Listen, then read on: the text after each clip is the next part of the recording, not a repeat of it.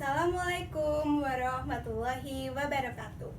Halo teman-teman semua, jumpa lagi bersama saya Anissa Rumpoko. Apa kabar teman-teman semua? Saya harap teman-teman semua dalam keadaan sehat dan selalu bersemangat. Nah, pada kesempatan kali ini saya akan berbicara sedikit mengenai salah satu teori belajar. Teman-teman tahu ada beberapa teori belajar? Ya, yang pertama ada teori belajar behavioristik, kedua ada teori belajar konstruktivistik, yang ketiga ada teori belajar kognitif, dan keempat ada teori belajar humanistik. Namun, pada kesempatan kali ini saya akan menjelaskan sedikit mengenai teori belajar konstruktivistik. Nah, teman-teman, ketika kalian mendengar kata konstruktivistik, hal apa yang pertama kali terlintas di benak kalian? Oke, saya mulai dari diri saya. Hal pertama yang saya pikirkan ketika saya mendengar kata konstruktivistik yaitu kegiatan membangun, seperti membangun gedung, membangun rumah, membangun jembatan, membuat jalan, dan lainnya. Oke, pada kegiatan membangun, seperti contohnya ya, membangun rumah.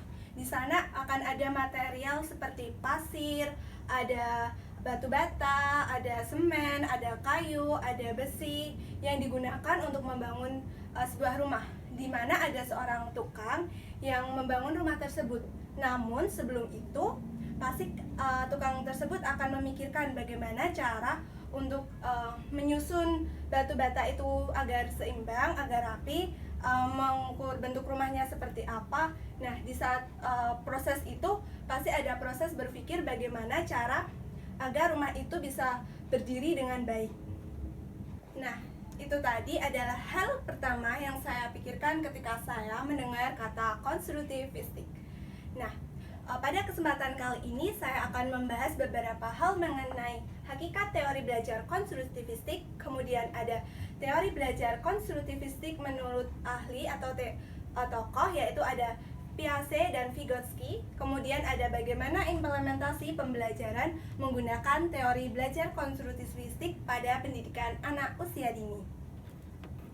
Mari kita membahas yang hal pertama, yaitu hakikat teori belajar konstruktivistik. Teman-teman ingat apa yang saya sampaikan tadi mengenai hal pertama yang terlintas dalam pikiran saya ketika saya mendengar kata konstruktivistik? Ya, benar sekali. Mengenai proses pembangunan. Hakikat teori belajar konstruktivistik yaitu proses pembentukan ide atau pengetahuan dari dalam diri seseorang. Namun di sini seseorang membangun ide tersebut karena diri mereka sendiri dan yang ia dapatkan dari lingkungan sekitarnya.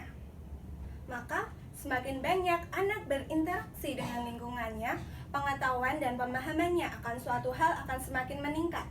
Sebagai contoh, seorang anak yang diajak oleh ibunya ke pasar, dia akan memiliki pengetahuan yang jauh lebih besar daripada anak yang tidak pernah diajak ibunya ke pasar. Nah, ketika anak itu diajak ibunya ke pasar, dia akan melihat berbagai proses interaksi di sana. Ada interaksi jual beli, ada orang yang mengangkut barang, ada orang yang memarkirkan motor, dan di sana anak juga akan melihat apa saja yang ada di pasar, apa saja yang dijual di pasar, dan apa saja yang orang-orang itu beli di pasar.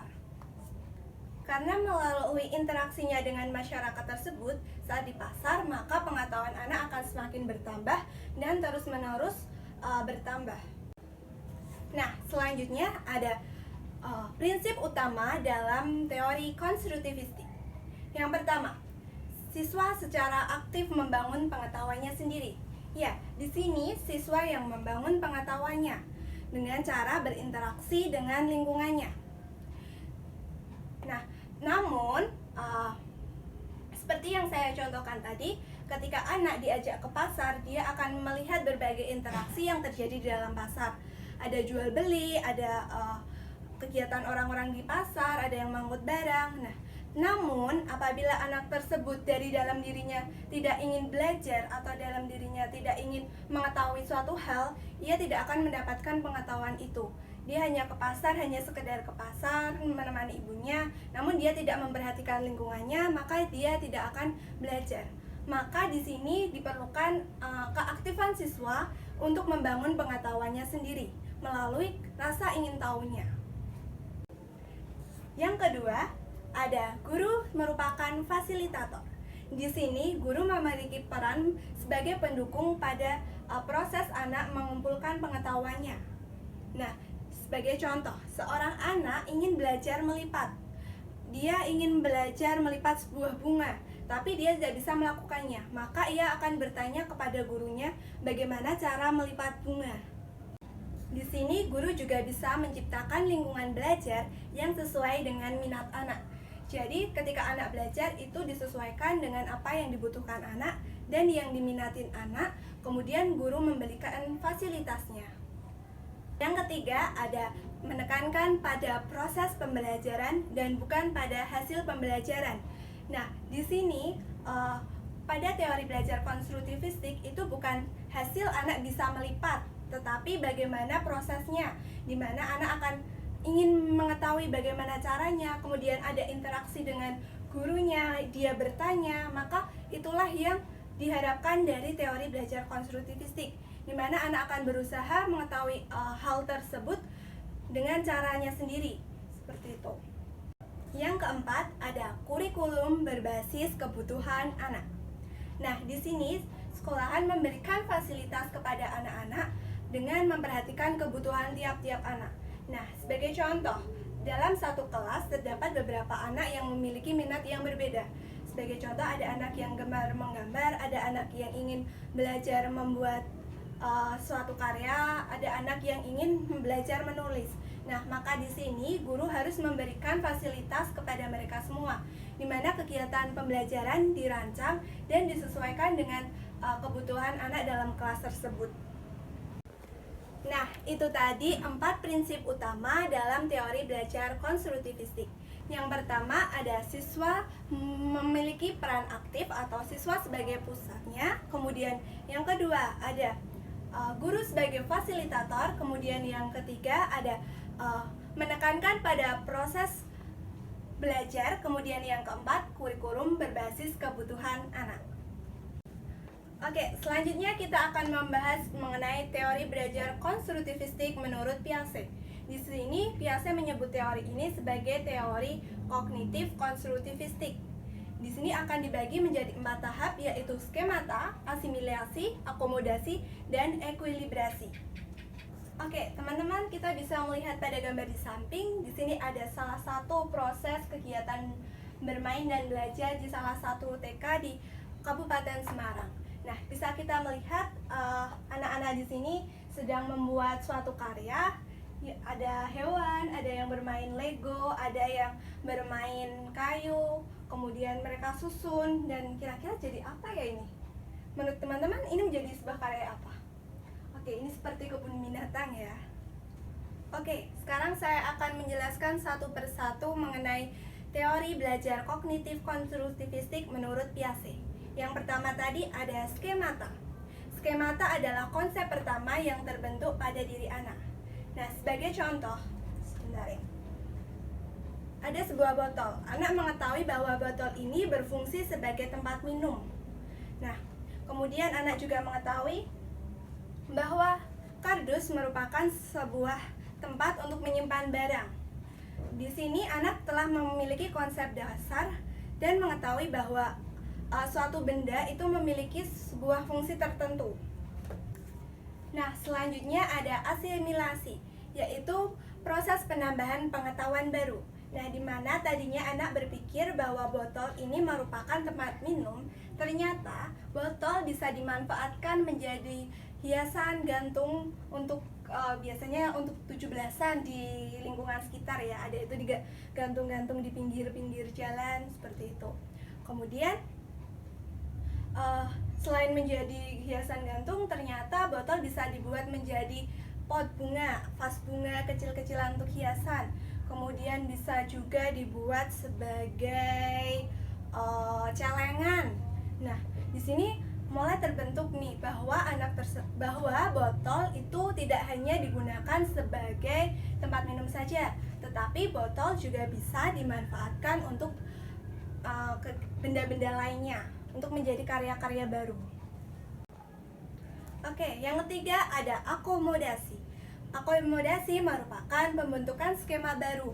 Nah, seperti yang kita ketahui tadi bahwa anak telah memiliki pengetahuan mengenai botol dan fungsi-fungsinya.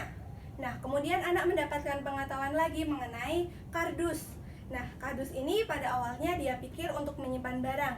Namun, setelah dia belajar lagi, setelah dia melihat berbagai video, setelah dia berinteraksi dengan lingkungannya, ternyata kardus bisa dibuat menjadi sebuah karya seni seperti hiasan gantung, kemudian ada jam ataupun boneka bentuk kardus. Selanjutnya ada ekuilibrasi atau proses menyeimbangkan antara asimilasi dan akomodasi. Nah, tadi kan anak sudah mengetahui ya, mengetahui apa manfaat dari botol, kemudian apa manfaat dari kardus. Kemudian anak itu berpikir, dari botol dan dari kardus ini bisa jadi apa ya? Nah, di sini anak akan membangun pengetahuannya. Kemudian dia akan menghasilkan karya. Sebagai contoh, dari kardus dan botol ini bisa menjadi mobil-mobilan. Kardusnya sebagai badan mobilnya, kemudian tutup botolnya sebagai bannya. Nah, itu tadi teori belajar kognitif konstruktivistik menurut Piaget. Kemudian kita akan lanjut membahas mengenai teori belajar konstruktivistik menurut Vygotsky. Nah, seseorang itu memerlukan bantuan dari orang lain untuk menghadapi permasalahannya. Saya sendiri tentunya memerlukan bantuan dari orang lain seperti teman saya, orang tua saya, guru saya, dosen saya untuk belajar. Nah, di sini hal tersebut merupakan dasar dari teori yang diutarakan oleh Vygotsky. Teori ini disebut sebagai zona perkembangan proksimal. Nah, pada zona perkembangan proksimal ini ada 4 tahap. Kita mulai dari tahap yang pertama. Nah, pada tahap pertama yaitu tindakan anak dipengaruhi oleh orang lain.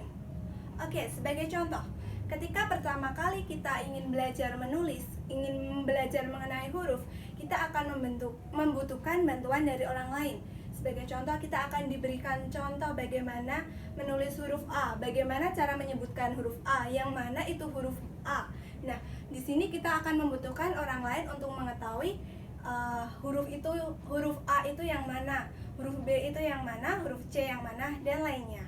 Pada tahap yang kedua, tindakan anak didasarkan oleh inisiatif sendiri dan si anak mulai memiliki keinginan untuk melakukannya. Sebagai contoh, seorang anak tadi kan sudah diajarkan mengenai huruf A, cara menulis huruf A, bentuk huruf A itu seperti apa. Nah, di sini anak mulai tumbuh nih. Dia akan mulai tumbuh rasa ingin tahunya, mulai tumbuh keinginannya untuk bisa menulis huruf A, menulis huruf B. Nah, tapi di sini dia masih memerlukan bantuan dari orang lain. Dan orang lain itu bisa dari orang tuanya atau dari gurunya. Nah, pada tahap ketiga, di mana tindakan anak berkembang secara spontan dan terinternalisasi. Di sini anak sudah mulai bisa menulis sendiri tanpa adanya banyak bantuan dari orang lain. Nah, dia sudah mulai mengetahui mana huruf A, mana huruf B, mana huruf C, menulis namanya. Namun, terkadang masih memerlukan bantuan dari orang lain. Pada tahap keempat, tindakan anak telah spontan dan ia siap berpikir secara abstrak. Nah, di sini anak sudah mampu menuliskan namanya. Misalkan anak tersebut diminta gurunya untuk menuliskan namanya sendiri. Nah, sebagai contoh namanya Anissa. Dia akan mengetahui bahwa di dalam kata Anissa itu ada huruf A, ada huruf N, ada huruf I, ada huruf S, dan ada huruf A lagi. Nah, di sini anak sudah mulai bisa mengimplementasikan atau menuliskan sesuai dengan pengetahuannya yang secara abstrak. Itu tadi mengenai teori belajar konstruktivistik menurut Vygotsky dan Piaget. Oke, sekarang kita akan memasuki pembahasan yang terakhir, yaitu implementasi teori belajar kognitivistik pada pembelajaran anak usia dini. Nah, di sini ada beberapa kegiatan belajar yang bisa diterapkan dalam pendidikan anak usia dini dan merupakan hasil dari teori belajar konstruktivistik. Yang pertama, ada teori project based learning, kemudian ada student center, dan ada penggunaan LUSPART dalam kegiatan belajar. Saya akan memperlihatkan sebuah kegiatan belajar yang mengimplementasikan ketiga hal tersebut. Nah, teman-teman, kita bisa menyimak video berikut. Pada kegiatan ini, guru mengajak siswa untuk berdiskusi mengenai apa saja kegiatan yang ia minati, bagaimana pengetahuan mereka, dan hal apa yang ingin mereka lakukan dalam kegiatan belajar. Hal ini merupakan salah satu penerapan Project Based Learning serta Student Center. Nah, di sini anak mulai diajak berkegiatan sesuai dengan yang telah mereka diskusikan. Kemudian, ada kegiatan di mana anak diperkaya lagi pengetahuannya melalui berbagai media, seperti dengan video. Selanjutnya, pada kegiatan ini, anak membuat sebuah karya dengan bahan LUSPART yang telah disediakan oleh gurunya. Kemudian, ia berkreasi menggunakan bahan tersebut membuat karya yang ia inginkan. Nah, itu tadi salah satu video kegiatan belajar anak yang di mana proses kegiatan belajar ini menggunakan teori belajar konstruktivistik. Pada kesimpulannya, teori belajar konstruktivistik merupakan suatu proses pembentukan atau pembangunan ide dari dalam diri. Nah, pada proses ini memerlukan adanya dukungan dari lingkungannya dengan bantuan dari orang-orang sekitar kita, di mana guru merupakan seorang fasilitator, kemudian proses belajar itu lebih penting dan kurikulum harus disesuaikan dengan kebutuhan anak. Nah, menurut teman-teman, apakah teori belajar konstruktivistik ini masih relevan digunakan dalam pendidikan anak usia dini? Teman-teman bisa menuliskan pendapat teman-teman di kolom komentar ya. Oke, jangan lupa buat like dan subscribe untuk mendukung saya. Oke, sekian dulu yang dapat saya sampaikan mengenai teori belajar konstruktivistik. Semoga bermanfaat. Terima kasih. Wassalamualaikum warahmatullahi wabarakatuh.